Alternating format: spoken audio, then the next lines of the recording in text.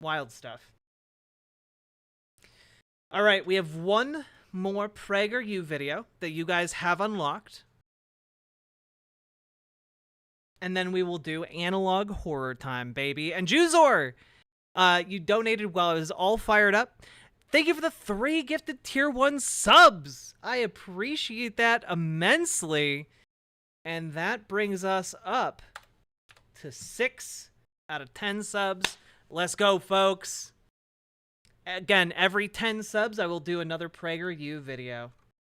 For all you fine folks. We'll debunk it. We will, deconstruct it. Let's see here.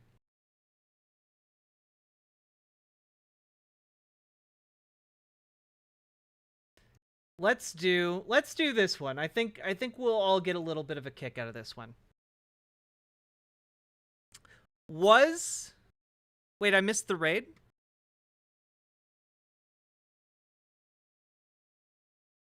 Jack missing. Oh, we're getting a Vosh raid. Hello, Vosh raiders. How y'all doing? We're doing a subathon tonight. If you guys don't know who I am, my name is Riverboat Jack. I talk about the news and politics. I'm a socialist. I talk about the need for workers to control their own workplaces and how we can actually make that happen through policy. And also, we're doing a subathon every 10 subs or their dono equivalents. We do another PragerU video. I deconstruct or critique it. Vosh rated like 13 minutes ago. Well, okay, cool. I'm sorry, raiders. Also, consider coming over to riverboat.gg, hit the follow button, hit the subscribe button, like the goddamn stream on YouTube, and we're gonna keep on keeping on. Let's see here. How many likes does the stream have at the moment? We got 59 likes. We need 10 more to hit the funny number. I expect all kinds of funny business from you people. And she's cute. Well, I didn't say that, but you know, this outfit is banging as hell. I feel like I got the drip. I got the shirt. I got the chains. We didn't notice because none of you subbed. True. And if I know Vosh's community, there are a lot of subs there. All right. All right. Bangin'. I love bangin'. Who doesn't love bangin'? All right. Let's go. We got one more video. And of course, this video is about, was Jesus a socialist? We might have covered this video like at the very beginning of my streaming career, but probably not. It came out back in like 2019. So let's see how it holds up, huh? Was Jesus a socialist? I'm sorry. Is that Jesus Christ in a Mao shirt? Was Jesus a socialist? Or Che Guevara? This is incredible. This is everything I hoped it would be already.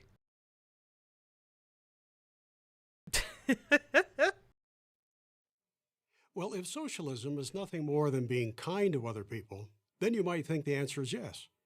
But you can be kind to other people and be a capitalist. John D. Rockefeller. I don't know about that one, bud. I don't know that you want to go. I don't know that you want to go with John D. Rockefeller. To be completely honest with you, I don't necessarily know that you want to go. You want to go this way. Are you sure? Are you sure you want to do this? Oh god, dude. Like,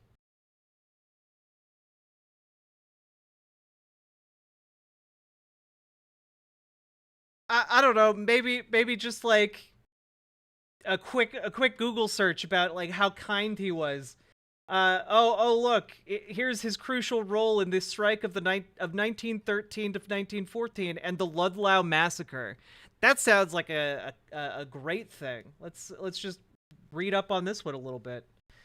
The strike, called in September 1913 by the United Mine Workers over the issue of union representation, was against coal mine operators in Huerfano and Las Animas counties in southern Colorado, where the majority of CF and I's coal and coke production was located. The strike was fought vigorously by the Coal Mine Operators Association and its steering committee, which included Wellborn, president of CF and I, and a spokesperson for the coal operators. Rockefeller's operative, Lamont Montgomery Bowers, remained in the background. Few miners belonged to the union or participated in the strike call, but the majority honored it. Strike breakers, called scabs, were threatened and sometimes attacked. Both sides purchased substantial arms and ammunition. Striking miners were forced to abandon their homes in company towns and lived in tent cities erected by the union, such as the tent city at Ludlow, a railway train stop north of Trinidad.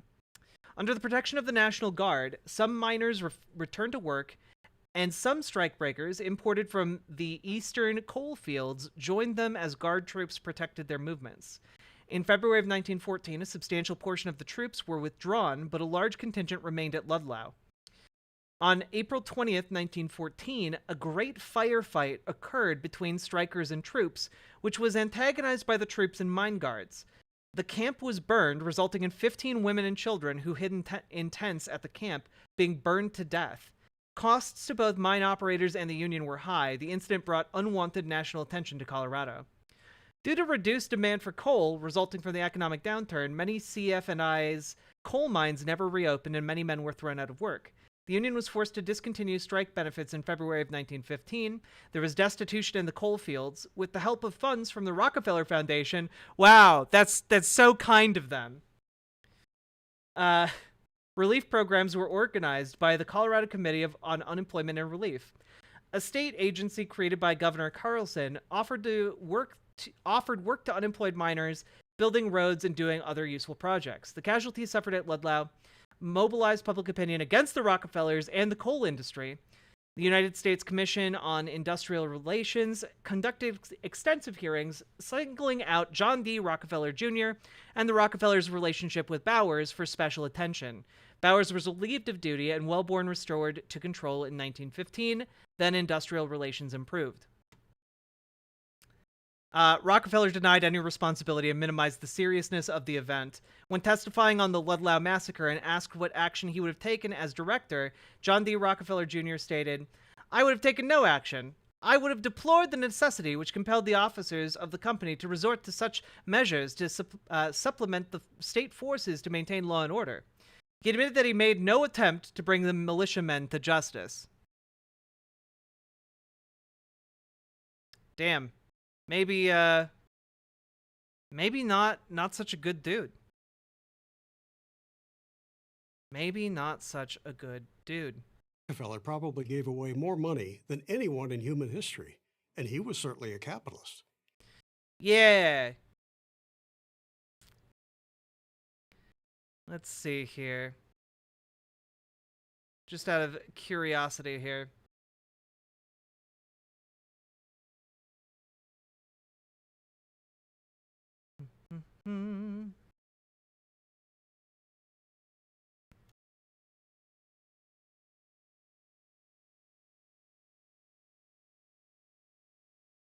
By the time of his death in 1937, Rockefeller's remaining fortune, largely tied up in permanent family trusts, was estimated at $1.4 billion, while the total GDP was $92 billion. So, just as an FYI, that would be the equivalent. I just really want to get a look at this here. The current GDP of the United States is $26.9 trillion. So, just doing a quick bit of math here. Oops.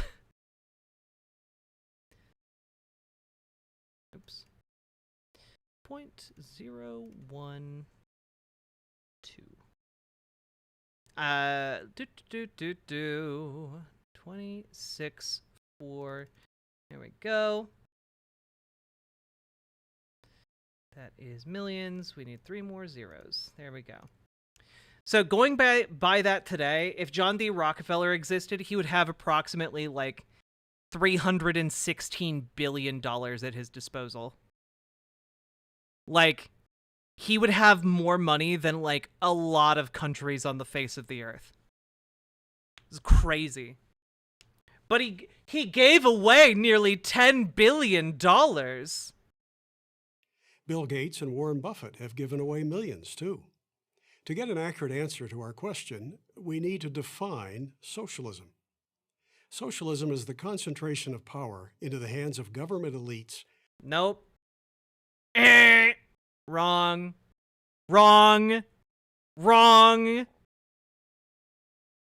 This is not any definition of socialism, actually. There's no definition of socialism where it's like, yes, you must put your power into the hands of government elites. No, it's democratic control over the workplace. It is the supplanting of the private ownership of the means of production with the worker ownership of the means of production. This is a simple thing. This is simple. This is like you go to school the first day, and within 2 minutes, you get this definition of socialism. Day 1 of Socialism 101, okay? This is... this is ridiculous. If we get to 100 gifted subs today, I will say a fart for every dollar donated. To achieve the following purposes: central planning of the economy. Again, not a core component of socialism. Central planning of the economy is often associated with state capitalism, though. And the radical redistribution of wealth. This is only, by the way, radical redistribution of wealth is also known as, like, publicly funded programs for, like, the elderly, like Social Security, or things like healthcare for everyone, Medicare for all. This is the form of radical redistribution of wealth. You know what else is a radical redistribution of wealth? Public roads. Public roads are a radical redistribution of wealth. Yep. Basically, stare is the okay. Basically, they complain about taxes existing and going to things that, encourage the public welfare, like roads or firefighters, or, they think all of these things should just be privatized. That is their hellscape that they desperately want, Jesus never called for any of that. Nowhere in the New Testament does he advocate for the government to punish the rich or even to use tax money to help the poor. Nor does he promote the idea. But he does say, quite famously, render unto Caesar what is Caesar's. He does say, render unto the government what is the government's, i.e. pay your goddamn taxes, which oddly enough Christian Republicans really don't want to do. It's crazy. Ideas of state ownership of businesses or central planning of the economy. In Luke 12, Jesus is confronted by a man who wants him to redistribute wealth. Master, the man says to Jesus, tell my brother to divide the inheritance with me. Jesus replies, man, who made me a judge or divider over you? And then he rebukes the man for being envious of his sibling. How about Jesus' parable of the talents? Talents were a form of money. Okay, just out of curiosity here, I'm looking up the Bible verse. We're doing it. We're doing it live.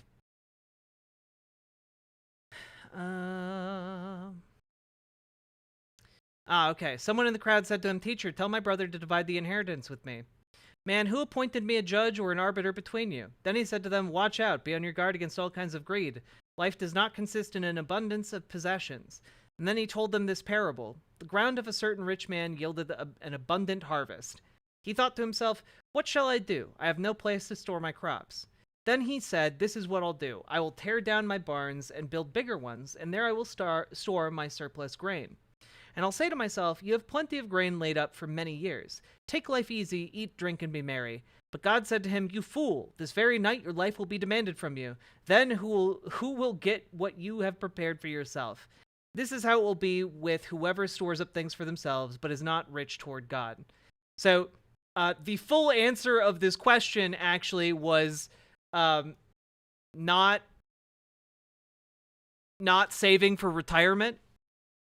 Actually, like the parable that he told them was like, actually you need to like not save up for the future because like you might die tomorrow. Okay, it's pretty interesting that they left out the parable that concludes the entire section of his interaction with this person who asked to divide the inheritance.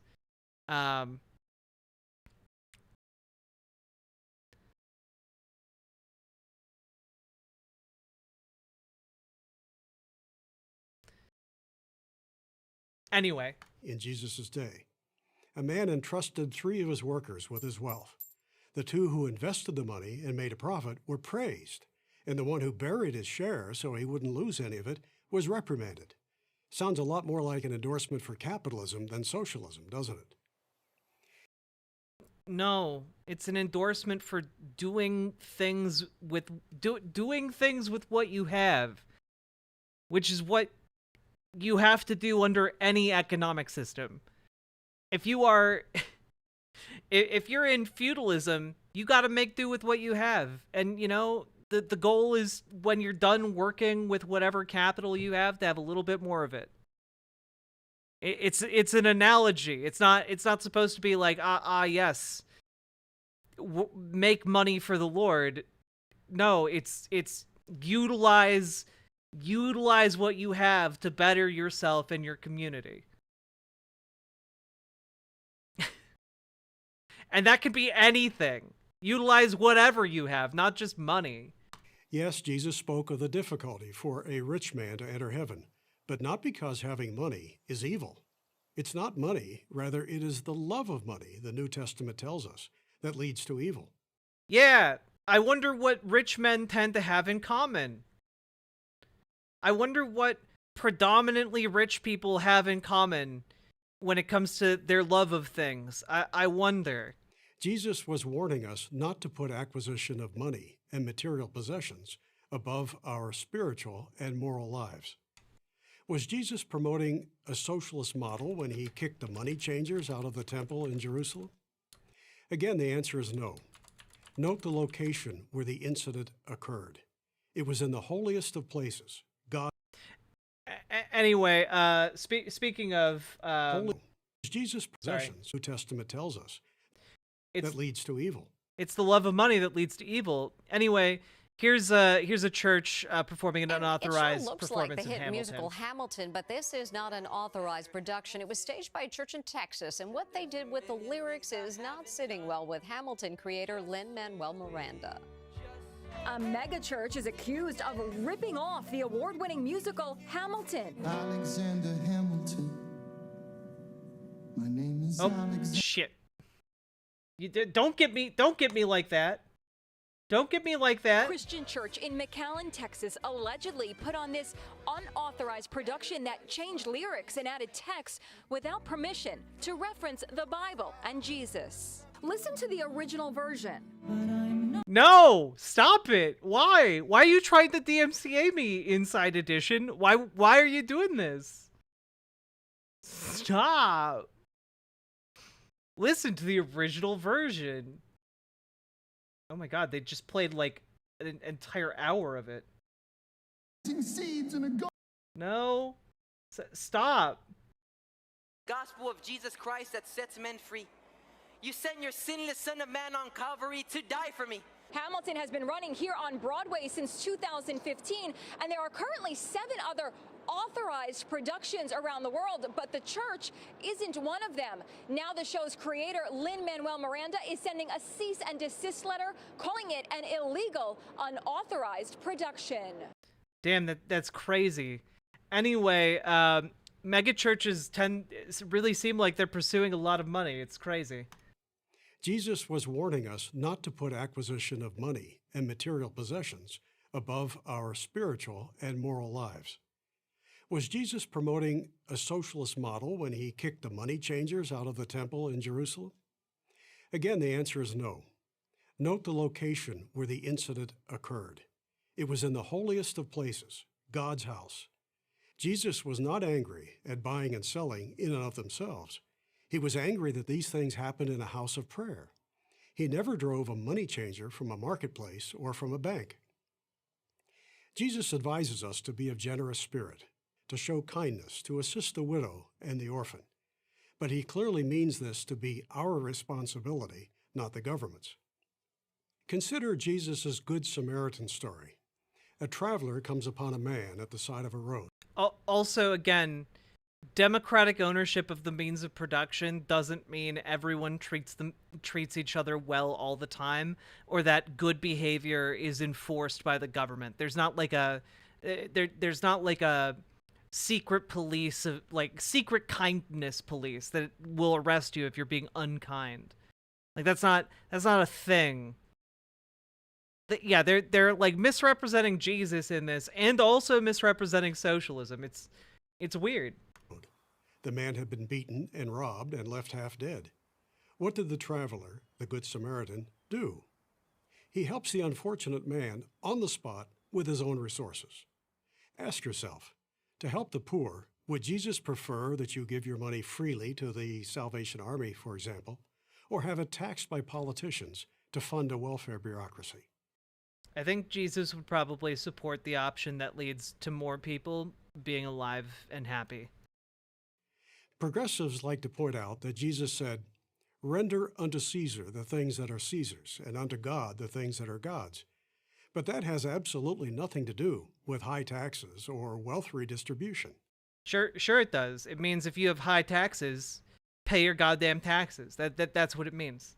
It means that if you have high taxes, you shouldn't be lobbying the government to lower your taxes. Just pay them the taxes that you owe, so that the government can continue to function and do public works projects and such. It was the seed for the idea He was literally speaking about taxes when he said that, right? of separating church and state. It certainly wasn't the same as saying that whatever Caesar says is his must then be so, no matter how much he demands or what he intends to use it for. So there is no evidence that Jesus was a socialist, and there's lots of evidence that he supported free markets. In addition to the parable of the talents, Jesus offers his parable of the workers in the vineyard. In it, a landowner hires some laborers to pick grapes. Near the end of the day, he realizes he needs more workers to get the job done. To recruit them, he agrees to pay a full day's wage for just 1 hour of work. When one of the laborers who had worked an entire day complains, the landowner answers, "I'm not being unfair to you, friend. Didn't you agree to work for a denarius? Don't I have the right to do what I want with my own money?" That's a testament to the principles of supply and demand, of private property.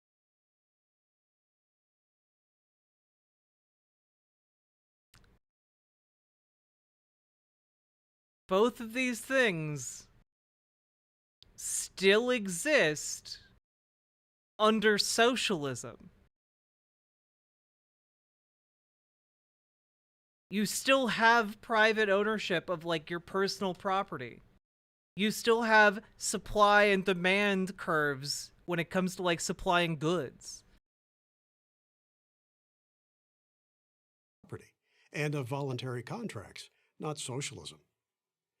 Jesus never endorsed the forced redistribution of wealth. That idea is rooted in envy, something that he and the 10th of the 10 Commandments railed against.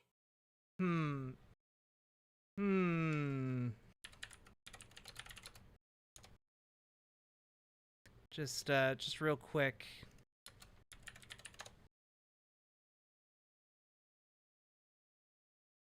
I don't know. I get some real socialist vibes out of Matthew 14:17 through 19.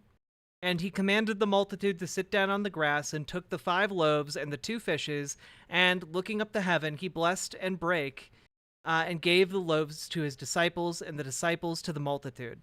The story where literally he provides socialized food to his followers who showed up to hear him to preach. I don't know. It seems like maybe he was distributing some of the wealth there. If we're supposed to do as Jesus did, maybe that's kind of an example we should pay attention to. I don't know. I'm just spitballing here. Jesus came down. He was providing free healthcare.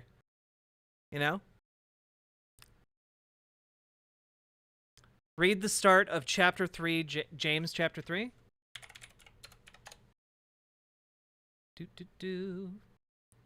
Let's see. James 3, not many of you should become teachers, my fellow believers, because you know that we who teach will be judged more strictly. We all stumble in many ways. Anyone who is never at fault in what they say is perfect. Always keep their whole body in check. When we put bits into the mouths of horses, Vosh reference, to make them obey us, we can turn the whole animal. Or take ships as an example. Although they are so large and are driven by strong winds, they are steered by a very small rudder wherever the pilot wants to go. Likewise, the tongue is a small part of the body, but it makes great boasts. Wait, I got the wrong one? God damn it. I thought you were like, oh, well, it's talking about a ship. Maybe, are you making a riverboat reference? Oh, you talk about bits into the mouths of horses? Is this a Vosh joke? I don't know. I don't know.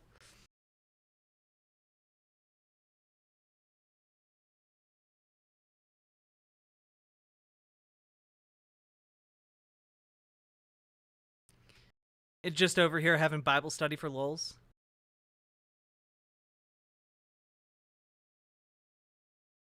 I don't know if I can watch an Al Franken video. He's kind of like on the fence about whether or not I can like watch his content, Okay, we're moving on. Most importantly, Jesus cared about helping the less fortunate.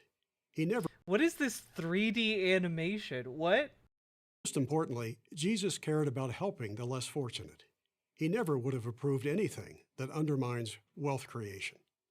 And the only thing that has ever created wealth and lifted masses of people out of poverty is he never would have undermined wealth creation. He literally told his followers to give away all of their personal belongings. He literally instructed his followers to give away everything and follow him. What are you talking about?